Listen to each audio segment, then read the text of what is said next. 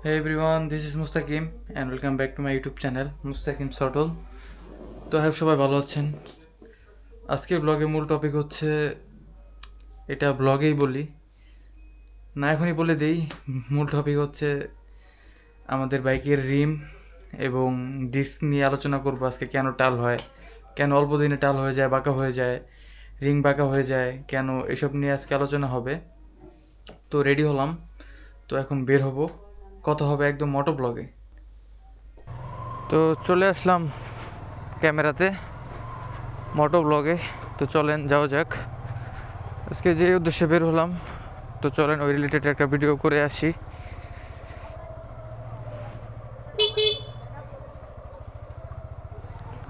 তো এলাকার মধ্যে বাইক চালাতে তেমন মন চায় না, কারণ উঁচা নিচা ভাঙা রাস্তা, কথা বলতে এরকম সমস্যা হয়, প্রবলেম হয়।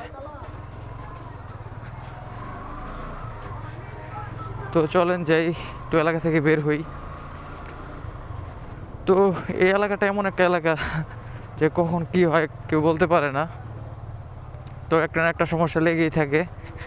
আর এই উঁচা নিচা ভাঙা রাস্তা, কথা বললে কথার একটা ইকো বের হয় আর কি, কেঁপে কেঁপে বের হয়, এই জন্য ওইরকম কথা বলি না।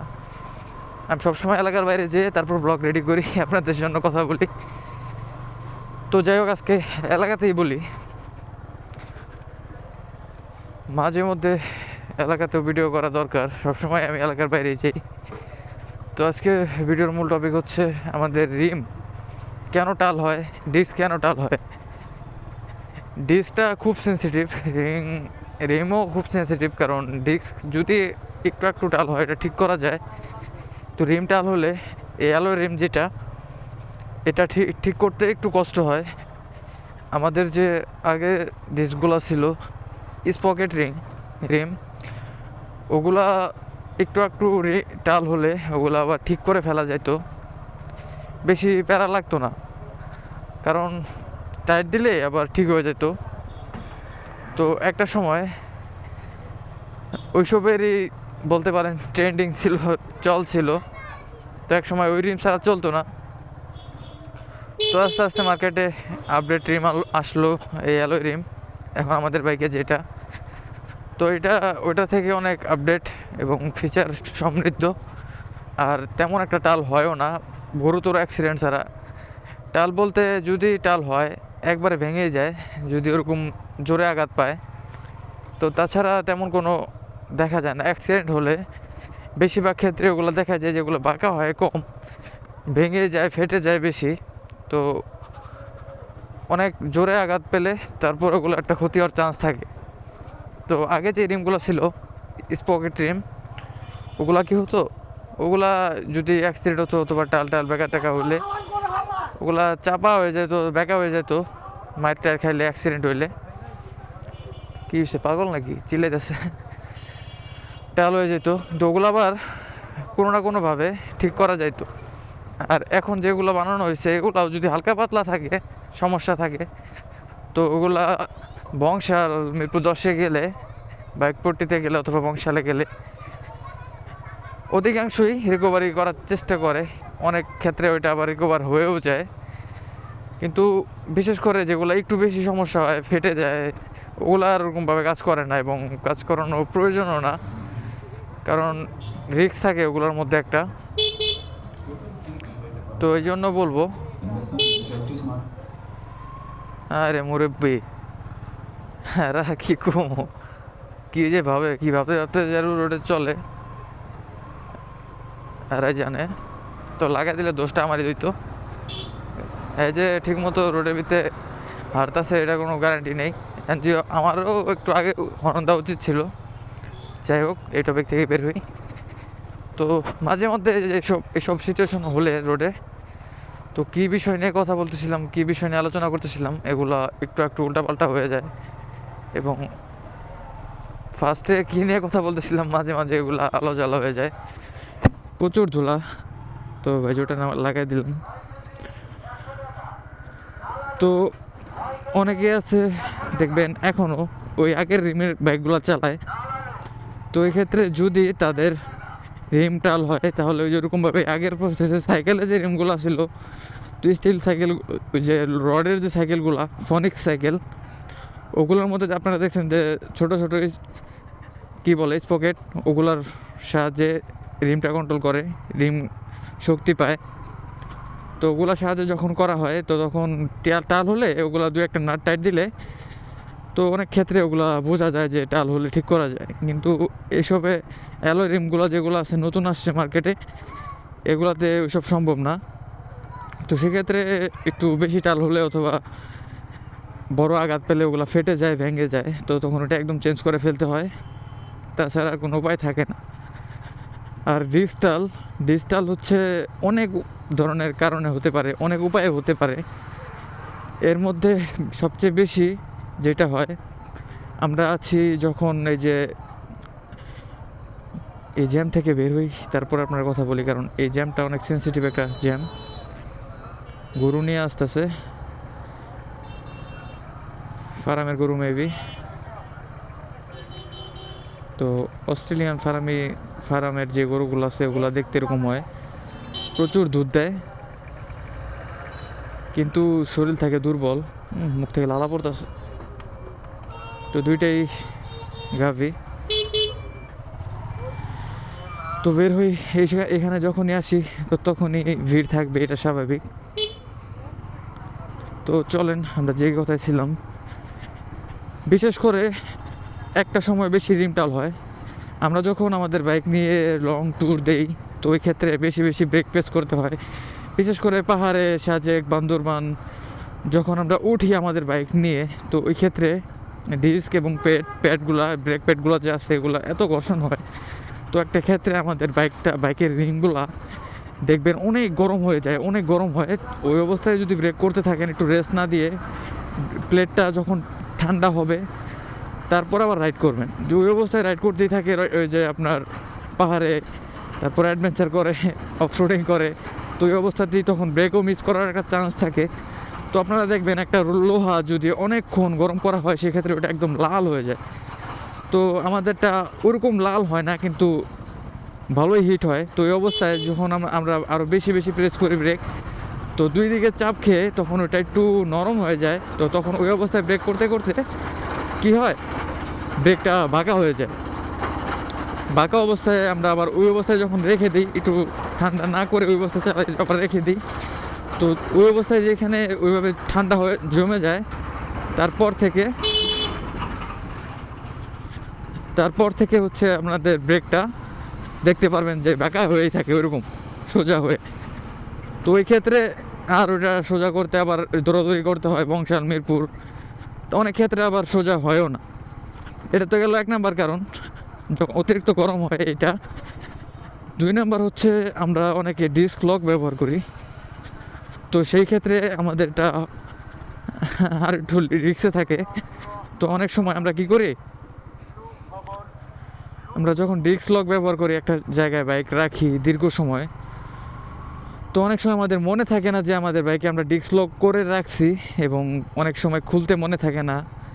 তো ওই অবস্থায় যখন আমরা বাইকটা আবার স্টার্ট দিয়ে একটা টান দিই, পিক আপ মারি, তখন কী করে, ডিস্কটা তখন সাসপেনশনের সাথে সামনে যে ফর্কটা আছে ওইটার সাথে আমাদের ডিস্ক লকটা বাড়ি খায়। তো ওই বাড়ি খাওয়ার সময় আমাদের ডিস্কে একটা আঘাত লাগে, অনেক সময় ওই আঘাতের কারণে আমাদের ডিস্কটা বাঁকা হয়ে যায়। অনেকের ডিস্ক ওই সময় ভেঙেও যায়, আবার অনেকের ফর্কও ভেঙে যায় লাগার সাথে সাথে, আবার অনেকের লকও ভেঙে যায় এবং ডিস্কও বাঁকা হয়ে যায়। তো দুইটার যে কোনো একটা হতে পারে। তো অধিকাংশ ডিস্ক টাল হয় এই কারণেই। অনেকে যে ডিস্কের লক লাগানোর পরে ওইটা খুলতে মনে থাকে না, টান দেয়, ওই অবস্থাতে যখন একটা আঘাত পায় ডিস্কে, একটা ভালো পরিমাণ আঘাত লাগে। যদি ধীরে ধীরে খাড়া টান না দেন তাহলে একটু অল্পের মধ্যেই চলে যাবে। আর যদি ওরকম এই ভুলটা মিস্টেকটা করেন তাহলে খুব ভালো একটা জরিমানা যাবে, এবং ফর্কও ফেটে যেতে পারে, তার সাথে আপনার ওইটাও ডিস্ক তো যাবেই। তো সেক্ষেত্রে একটা ভালো একটা জরিমানা খরচ হবে। তো আপনারা যদি আপনার বাইকটা অন্য কাউকে চালাতে দেন, তাহলে অবশ্যই বলবেন যে কোথাও যদি রাখো। তো ওই অবস্থায় আবার যখন বাইকটা তার লকটা খুলে তারপর অবশ্যই বাইকটা চালাবে। লক না খুলে যখন তুমি আবার টান দিলে তোমার সমস্যা হতে পারে, বাইকের যাবতীয় অনেক সমস্যা হতে পারে। তো এটা সবসময় বলে দিবেন, যাকে বাইকটা দিবেন তাকে একদম ভালোভাবে বোঝায় দিবেন যে অবশ্যই লক মনে করে খুলবা, তারপর বাইকটা চালাবা। তাছাড়া সম্পূর্ণ দায়ভার তোমার যদি কোনো কিছু হয়। তো এটা বলে দেওয়া উচিত। তো এতে গেলো 2 নাম্বার। 3 নাম্বার হচ্ছে অনেক সময় আমরা জ্যাম জটে আমাদের সামনে যে দেখতে পাচ্ছেন টেসলাগুলা রিক্সা, অটো রিক্সা, তো এইসব অটো রিক্সা জ্যামের মধ্যে অথবা অন্য কোনো সময় আপনারা দেখবেন আমাদের বাইকে এসে মেরে দেয়। তো কোনোভাবে যদি আপনার ডিস্কে কোনোভাবে কোনো সামনে থেকে অথবা পিছন থেকে যদি এই খারাপভাবে অথবা এদিক থেকে সোজা এসে মেরে দেয়, তো ডিস্কে অনেক ক্ষেত্রে ডিস্কের উপরেই যায়, কারণ পিছনের ডিস্কটা আমাদের সাইলেন্সার আছে, সাইলেন্সার এটা একটু গার্ড দেয় পিছনের ডিস্কটাকে। তো এই ক্ষেত্রে আমাদের পিছনের ডিস্ক খুবই অল্প পরিমাণ। তো ফটোশ্যুট চলতেছে এখানে, লেডি বেকার মেবি। তো অনেক ক্ষেত্রে যাই হোক, ওই টপিক বাদ। মায়া মানুষ দেখলে পরের লাইন ভুলে যায়। তো যেখানে ছিলাম, টেসলা যখন মেরে দেয় আমাদের পিছনের ডিস্ক প্লেটটাকে আমাদের কন্ট্রোল করতে পারে আর কি, সেভ করতে পারে আমাদের সাইলেন্সার গার্ডটার কারণে, সাইলেন্সার এক্সজস্টার কারণে ওইটার মধ্যে ডাইরেক্ট আঘাত করতে পারে না টেসলা রিক্সা যেটাই বলেন। কিন্তু সামনের যে প্লেটটা আছে এটার উপরে অনেক ঝড় তুফান যায়, আমরা আবার এটার মধ্যে অনেকে লকও লাগাই, ডিস্ক লক লাগাই। তারপর হচ্ছে সামনে থেকে আবার পিছন থেকে কোথাও আমি ধরেন আমি মেরে দিলাম, তা ওইটাও লেগে যেতে পারে কোনো না কোনো সময়। তো সেই ক্ষেত্রে আমাদের খেয়াল রাখতে হবে, এই 3টা বিষয় খেয়াল রাখলে ডিস্ক প্রোটেক্ট করা সম্ভব। তো আমাদের বাইকে লক লাগানোর জায়গা তেমন নাই, আমরা সেই ক্ষেত্রেই আমরা ডিস্ক লকটা অনেকে ইউজ করি। তো সেই ক্ষেত্রে আমাদের অনেক ভালোভাবে মনে রাখতে হবে এবং মনে করে ডিস্ক লক লাগাতে হবে এবং মনে করে খুলতে হবে, তা না হলে শেষ, ডিস্ক শেষ। তো বাইকের সেফটি যেমন ফার্স্ট, তেমন বাইকের যত্ন নেওয়াটাও আমাদের ফার্স্ট প্রায়োরিটি। সেক্ষেত্রে আমাদের উচিত সবার এই যত্নটা নেওয়া, তাহলে আমাদের ডিস্ক এবং হচ্ছে রিম দুইটাই ভালো থাকবে। যান আবার থামেন কেন বুঝলাম না, আজকে খালি আমার লোক এডি করতেছে। একটু আগে এক চাচায়, তারপর হচ্ছে যে আবার এই আন্টি। তো এইসব ঘটবে স্বাভাবিক, রোডে নামলে এরকম জিনিসপত্র ঘটে। কিন্তু ইদানিং 2-3 দিন যাবত আমার সামনে কুত্তা পড়ে বেশি। তো এই কুকুরগুলোর জন্য একটা সময় রাতে রাইড করতে অনেক ভয় লাগতো। তো আমার এক ফ্রেন্ড আছে, নাম বললাম না, ওর বিয়ের 2 দিন আগে গায়ে হলুদের আগের দিন আমাকে দাওয়াত দিতে আসে। তো আসার সময় তো একটু ওভার স্পিডিং করছিল, স্পোর্টস বাইক চালায় জেসএক্সআর। তো আগে 4B রাইডার ছিল, ওইখান থেকে আবার জেসএক্সআরে শিফট করছে। সেই ক্ষেত্রে একটু পাগলা রাইডার। তো স্পিডিং করার সময় পিছনে মেবি পিলিয়ন সহ ছিল, তো টান দিছে। তো ওই অবস্থায় সামনে একটা শিয়াল চলে আসে, এই কুকুরেরই জাত শিয়াল। তো ওরা রাতে বের হয়, আবার ও রাতে আমাকে দাওয়াত দিতে আসছিল। এসে যাওয়ার সময় তোর সামনে হঠাৎ করে শিয়াল চলে আসে। তো ওই সময় কন্ট্রোল হারায় পর বিয়ার 2 দিন আগেও একটা বড় সড়ো দুর্ঘটনার হাত থেকে বেঁচে যায়। আল্লাহ চাইলে আরও একটা বড় কিছু একটা হয়ে যেতে পারতো, আল্লাহর রহমতে কিছুই হয় নাই। হালকা পাতলা হাত পা চলে গেছিলো, রাইডার যে ছিল তার একটু বেশি ক্ষতি হয়েছিল। পিলিয়নের অল্পের উপর গেছে, কিন্তু আরেকটু চোখ নষ্ট হওয়ার একটা চান্স থাকতো। তো এটাই, রাতে রাইড করার সময় কুকুর এবং শিয়াল যারা জঙ্গল গ্রাম অঞ্চলে বাস করেন, তারা শিয়াল এবং কুকুর দুইটা থেকে সেফ থাকার চেষ্টা করবেন। আমরা যারা শহরাঞ্চলে থাকি, আমাদের উচিত হচ্ছে কুকুর, বিড়াল, ছোট ছোট বাচ্চা এগুলো রাস্তা দিয়ে যে হুট করে দৌড় মারে, তো এদের থেকে সাবধানে থাকতে হবে। তো কী টপিকে চলে আসলাম। তো এটাই হচ্ছে মোটো ব্লগ। কথা বলতে বলতে রোডে আমাদের সামনে যেটা মনে পড়বে এবং যে বিষয় নিয়ে আলোচনা করতে মন চাবে এটা নিয়ে আলোচনা করব। তো আজকের ভিডিওর মূল টপিক ছিল ডিস্ক এবং রিম, আমাদের টাল থেকে রক্ষা করার জন্য কি কি করতে হবে। তো রিম টাল করার এটা তো শুধু রিম টালের কথা তো ওরকমভাবে আমি বলি নাই, তো ফুল ক্লিয়ার করে বলে দিই।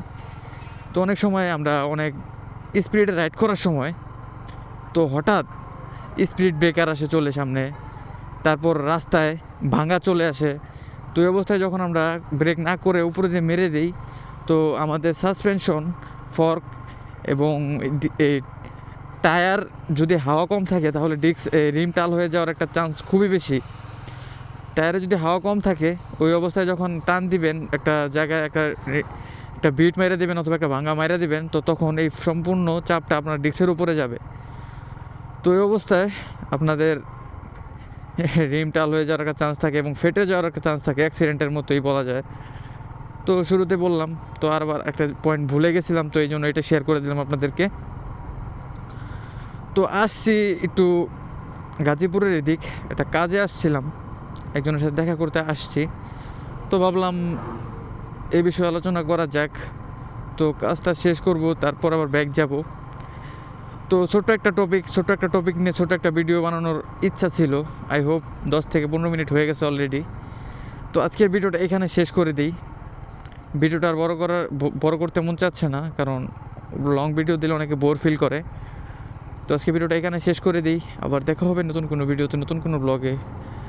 আবার পরবর্তী ভিডিও নিয়ে আমি যতক্ষণ না আসছি আমরা থাকবো ভালো এবং সবাই থাকবো ভালো, এটাই কামনা করি। আমার জন্য সবাই দোয়া করবেন যেমন ভালো থাকি এবং আপনাদেরকে রেগুলার ব্লগ উপহার দিতে পারি, সুস্থ সবল থাকতে পারি এবং নিয়মিত কন্টেন্ট রেডি করতে পারি, আপনাদের জন্য সুস্থ কন্টেন্ট দিতে পারি। সবাই ভালো থাকবেন। আল্লাহ হাফিজ।